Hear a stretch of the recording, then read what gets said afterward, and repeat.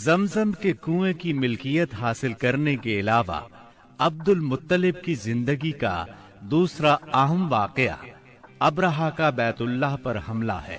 تاریخ میں اس کو واقعہ فیل کے نام سے یاد کیا جاتا ہے۔ ابرہہ ایک عیسائی سردار تھا۔ شاہ حبشہ نجاشی کی طرف سے یمن کا حاکم تھا۔ اس نے دیکھا کہ اہل عرب حج کے لیے مکہ مکرمہ جاتے ہیں اور خانہ کعبہ کا طواف کرتے ہیں، تو اس نے عیسائی مذہب کے نام پر یمن کے شہر صنعاء میں ایک عالیشان گرجا بنوایا۔ عرب میں اس گرجا کی خبر مشہور ہو گئی۔ قبیلہ کنانہ کا ایک آدمی وہاں گیا اور گرجا میں گندگی پھیلا کر بھاگ آیا۔ ابرہہ نے غصے میں آ کر قسم کھائی کہ کعبے کو ڈھا کر دم لے گا۔ چنانچہ وہ ایک لشکر جرار لے کر مکہ مکرمہ کی طرف روانہ ہوا۔ راستے میں عرب کے جس قبیلے نے بھی مزاحمت کی، ابرہہ نے اسے تہہ تیغ کر ڈالا، یہاں تک کہ وہ مکہ معظمہ کے قریب پہنچ گیا۔ وہاں کے لوگوں کو اپنے ارادے سے خبردار کرنے کے لیے اس نے اہل مکہ کے جانور پکڑ لیے۔ ان جانوروں میں عبد المطلب کے 200 اونٹ بھی تھے۔ عبد المطلب کو ابرہہ کی چڑھائی کی خبر ملی تو وہ خانہ کعبہ کی دیواروں سے لپٹ گئے اور رو پڑے، اللہ سے اپنے گھر کی حفاظت کی دعا کی۔ قریش کے چند سرداروں کو لے کر ابرہہ سے ملنے کے لیے گئے اور اس سے اپنے اونٹوں کی واپسی کا مطالبہ کیا۔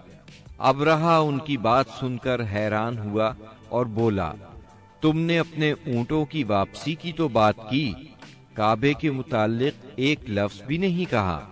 میں تو یہاں کعبے کو ڈھانے کے لیے آیا ہوں۔ عبد المطلب نے جواب دیا، اونٹ میری ملکیت ہیں، اس لیے ان کی رہائی کے لیے چلا آیا۔ کعبے کا مالک اللہ ہے جو اپنے گھر کو بچانے کی پوری طاقت رکھتا ہے۔ ابرہہ نے ان اونٹوں کی واپسی کا حکم دے دیا۔ یہ اپنے اونٹ لے کر مکہ معظمہ واپس آ گئے۔ 60-70 ہزار کا لشکر تھا اور اس میں 9 یا 13 ہاتھی تھے۔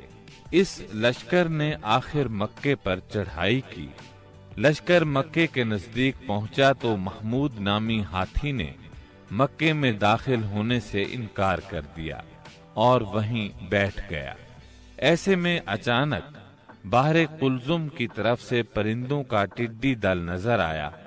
ان کے پنجوں اور چونچوں میں کنکریاں تھیں۔ جن سپاہیوں پر وہ کنکریاں پڑتی ان کے اعضاء کٹنا شروع ہو جاتے۔ ان کنکریوں کے گرنے سے ابرہہ کی فوج اور ہاتھیوں کا جو حشر ہوا وہ بلا شبہ تاریخ عالم کا ایک نہایت حیرت ناک باب ہے۔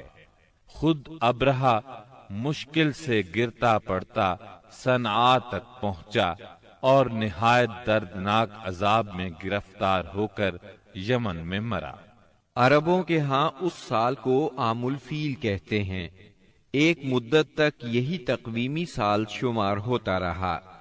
قرآن کریم میں یہ واقعہ سورہ فیل میں بیان ہوا۔ کیا تم نے نہیں دیکھا تمہارے پروردگار نے ہاتھی والوں کے ساتھ کیا سلوک کیا؟